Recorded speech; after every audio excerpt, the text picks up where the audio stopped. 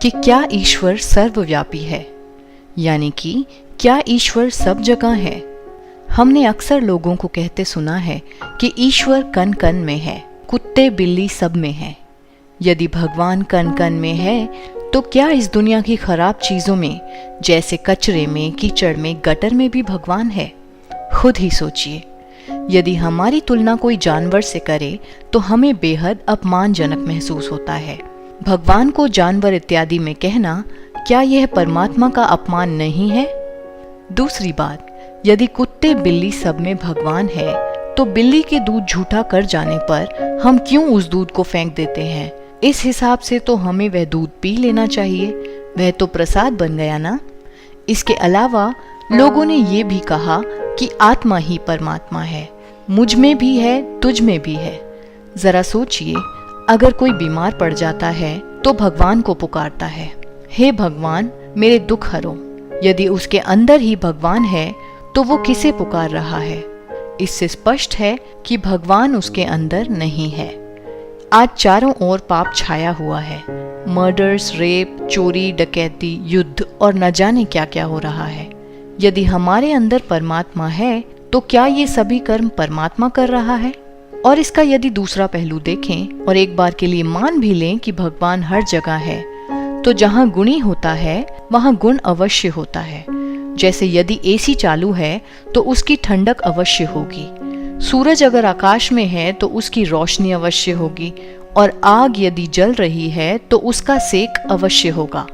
ठीक उसी प्रकार भगवान यदि आसपास है तो उसके गुण भी इस दुनिया में चारों ओर दिखने चाहिए। वो पवित्रता का सागर है, प्रेम का सागर है, दया का सागर है, आनंद का सागर है। पर हमें तो आज का मनुष्य इन सभी गुणों के विपरीत ही नजर आ रहा है। भगवान हमारे बाजू में बैठा हो और उसके गुणों के संग का रंग हमें ना लगे, ऐसा कैसे हो सकता है? फिर इसके बाद लोगों ने कहा प्रकृति ही परमात्मा है। जरा सोचिए, आज से कुछ साल पहले प्रकृति आज के मुकाबले थोड़ी बेहतर मालूम पड़ती थी। प्रकृति में हलचल भी कम हुआ करती थी, ऋतुएं भी समय अनुसार परिवर्तन होती थी। आज के जैसे नहीं, जहां बरसात के मौसम में बरसात नहीं पड़ती, कहीं सूखा पड़ रहा है तो कहीं भूकंप आ रहा है, कहीं बाढ़ आ रही है तो कहीं तूफान आ रहा है। समय में जितना पीछे जाते हैं उतना ही प्रकृति को बेहतर पाते हैं। तो हमने पाया कि प्रकृति पहले सतो प्रधान हुआ करती थी और आज प्रकृति बिल्कुल तमो प्रधान है। तो क्या यह परमात्मा है जो सतो प्रधान से तमो प्रधान हो गया है? नहीं ना। इसका अर्थ ये है कि परमात्मा अलग है और प्रकृति अलग है। प्रकृति परिवर्तनशील है और सतो रजो तमो में आती है, जबकि परमात्मा सदाशिव है और निर्गुण है। निर्गुण अर्थात सतो रजो तमो तीनों गुणों से न्यारा। अब थोड़ा और आगे बढ़ते हैं।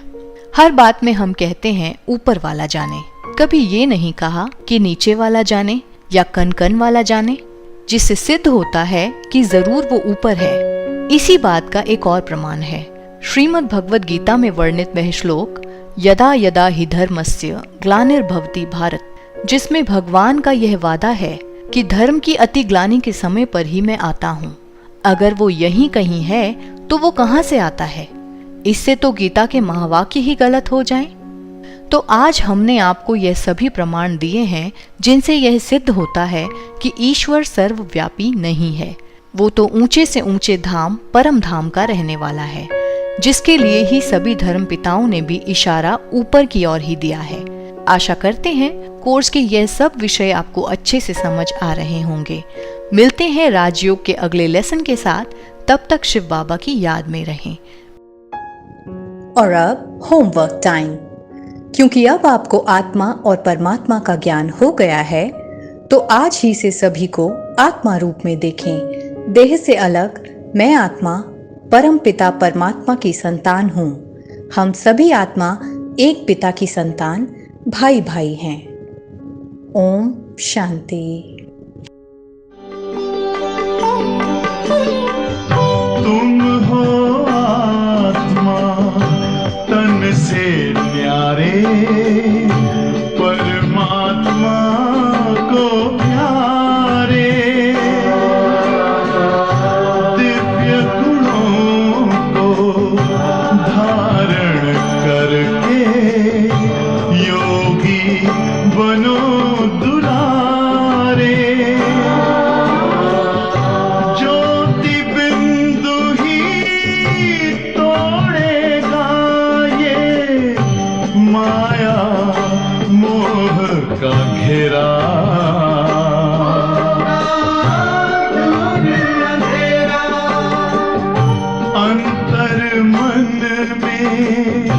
ज्योति जगा लो